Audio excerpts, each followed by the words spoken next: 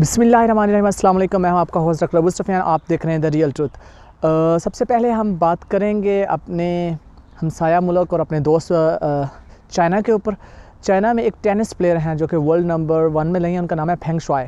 Feng Shuai जो हैं उन्होंने चाइना के ही एक पॉलिटिशियन के ऊपर यह इल्ज़ाम, सेक्सुअल हैरेसमेंट का इल्ज़ाम लगाया और इसके ऊपर जो WTA है, ठीक है, उसने कहा है, उनके जो स्पोक पर्सन स्टीव हैं, उन्होंने कहा है कि इस मामले की अच्छे से जांच की जाए और इस जांच के साथ ही जो इसको किसी किस्म की भी और चीज़ों से पाक रखा जाए, जैसे कि बाहर से चाइना में अक्सर जो पॉलिटिशियंस की बात होती है तो इन पे हाथ बड़ा मुश्किल डाला जाता है, तो अदारों को अच्छा से ट्रांसपेरेंस होकर इसके ऊपर काम करना चाहिए।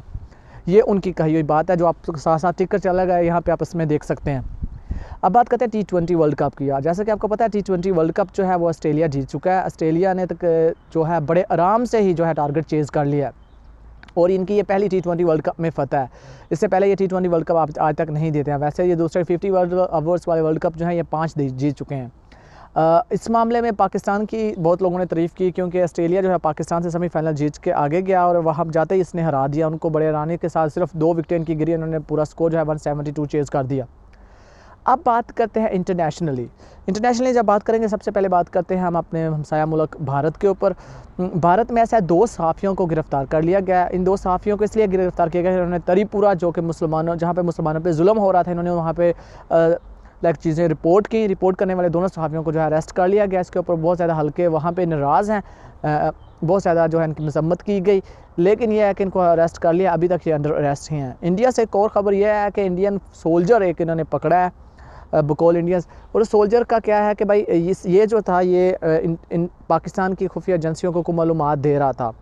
ये क्यों पकड़ा गया है, इसका ड्रामा क्यों रचाया गया है, इसलिए रचाया गया है कि ये जो कल अटैक हुआ एक कर्नल के ऊपर, उसकी बीवी और बच्चे मरे, 7 टोटल लोग मर गए, तो उस मामले को दबाने के लिए कि हमने इसके ऊपर कोई इन्वेस्टिगेशन की है तो हमने ये चीज़ जो है ना आगे लेके आए हैं। हालांकि कुछ ऐसा है नहीं। वैसे चलें आगे निकलते हैं। ऐसे आर्यान खान के केस के ऊपर एक औरत ने झूठी गवाही दी थी, उसके ऊपर कल मुकदमा दर्ज हुआ और उसको अरेस्ट कर लिया गया। तो ये भी एक बड़ी अपडेट है कि झूठी गवाही में भी इंडिया में एक बंदी जो है वो पकड़ी गई है। अब बात करते हैं इंटरनेशनली हम बात करते हैं इसराइल के ऊपर। इसराइल के एक NGO ने एक खबर ब्रेक की है जो साथ चल रही है कि इसराइल जो है उसने यहाँ फ़लस्तीन के अंदर जो है 450 ड्रोन हमले किए गए। ठीक है, ये इसराइल का एक NGO बोल रहा है और इसके ऊपर इसराइल ने कोई अमल नहीं लिया।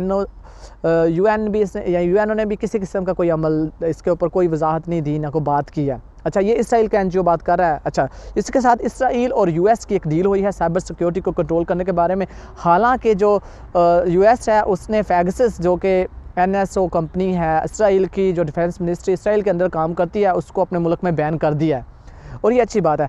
अच्छा, अब बात करते हैं बेलारूस की और पोलैंड के बॉर्डर की, जहाँ पे तनाव बहुत बड़ा हुआ है। वहाँ पे लोग जो हैं वो 58 जो हैं रेफ्यूजीज़ या उनको उनमें से कुछ को लोगों को गिरफ़्तार कर लिया गया है। अब बात करते हैं कि अल जज़ीरा ने एक न्यूज़ ब्रेक की है कि सूडान जो है उसने उनका एक ब्यूरो चीफ पकड़ा है। ब्यूरो चीफ पकड़ के जो यानी कि उनका अल जज़ीरा जो है वो कि नेशनल TV है इसका कतर का, और इसको कतर गवर्नमेंट सपोर्ट करती है। और इस मामले में सूडान जो है उसने ये इल्ज़ाम लगाया कि ये जो है फ़ौज के ख़िलाफ़ बगावत में लोगों को उकसा रहा था। सूडान से ये खबर ये भी है कि सूडान की पुलिस ने 5 लोगों को एंटी कॉप रैली में जो इन्वॉल्व थे उनको मार दिया है। तो ये भी एक नेशनल मीडियाज़ पे हेडलाइन बन रही हैं डिफरेंट कंट्रीज़ के। चलिए आगे निकलते हैं। अब बात करते हैं हम कदाफ़ी के। लीबिया का एक प्रेसिडेंट थे कदाफ़ी उनका नाम था। उन्होंने बहुत डेवलपमेंट्स की थी इनके लिए। उनके बेटे ने प्रेसिडेंट के लिए अपने फॉर्म जो हैं वो जमा करवा दिए हैं। He is going to be in the election, वो इलेक्शन लड़ेंगे, हो सकता है वो जीत जाएँ। उनका एक बहुत बड़ा नाम है। कदाफ़ी वही हैं जिनको हटवा के फिर इनको मरवा दिया गया। चलें अब इंटरनेशनली कुछ 1-2 ख़बरें और देते हैं। जैसे कि आपको पता है कि हमारे हमसाया मुल्क भारत में तरीपुरा में बहुत ज़्यादा चीज़ें ख़राब हुई थी मुसलमानों की। उधर अभी तक कर्फ्यू लगा हुआ है, लोग वैसे ही उस तरह से बंद हैं। पहले तो इन्होंने आप नोट कीजिए सारे ये मुस्लिम इलाके बंद करते हैं। पहले इन्होंने कश्मीर बंद किया, कश्मीर के बाद अब इन्होंने तरीपुरा भी बंद कर दिया। अमेरिका जो है वो शाम में होने वाले जंगी जराइम के ऊपर पर्दा डालता जा रहा है। ये बात मैं नहीं कह रहा, ये न्यूयॉर्क टाइम्स ने ब्रेक की है, ये उन्हीं का अखबार है। उसने कहा है कि शाम में जितने लोग मारे गए हैं उनकी सही तादाद अभी तक नहीं बताई जा सकी। यूके से खबर ये है कि लिवरपूल में एक टैक्सी के अंदर बम ब्लास्ट हुआ है जिससे एक बंदा हलाक हो गया है। और टेररिस्ट अटैक ऐसा नहीं है कि मुस्लिम ममालिक में हो रहे हैं, ये जो परसेप्शन था अब ये चेंज होता होता दुनिया का डिफरेंट एंगल ले रहा है। अब उस अटैक के मद में कुछ लोगों को इन्वेस्टिगेट किया जा रहा है और जिनको अरेस्ट किया गया है उनके ऊपर दहशतगर्दी का मुकदमा बनाया गया है। हो सकता है ये मुसलमानों के ऊपर घेरा तंग किया जाए, लेकिन अल्लाह वालम ये देखते हैं। हूती बागियों ने जो है यमन में यूएस एम्बेसी पे कब्ज़ा किया, जब कब्ज़ा करके उनके डिप्लोमेट्स को और उनके लोगों को वहाँ से निकाल दिया और उन्होंने अपना मौक़िफ़ उन्होंने ये अख्तियार किया कि भाई हम यूएस को बताना चाह रहे हैं कि यमन में अब जो है हम हैवी हैं, आप प्लीज़ इस मामले को ज़्यादा ख़राब नहीं करें। जो बाइडन ने एक वर्चुअल प्रेस कॉन्फ्रेंस की या वर्चुअल मीटिंग की जो शी जिनपिंग साहब हैं चाइना के, इनसे और बात की इन्होंने कि ताइवान के मसले के ऊपर। आपको याद रहे कि ताइवान का और चाइना का मसला जो है ये बड़ा एस्केलेट करता जा रहा है। ताइवान जो है बिल्कुल इसके साथ टेरिटरी है चाइना के। ये 1947 के 49 के बाद वो अपने आप को अलहदा स्टेट समझते हैं। बायलेस चाइना जो है वो वन नेशन टू स्टेट की थ्योरी पे कायम है।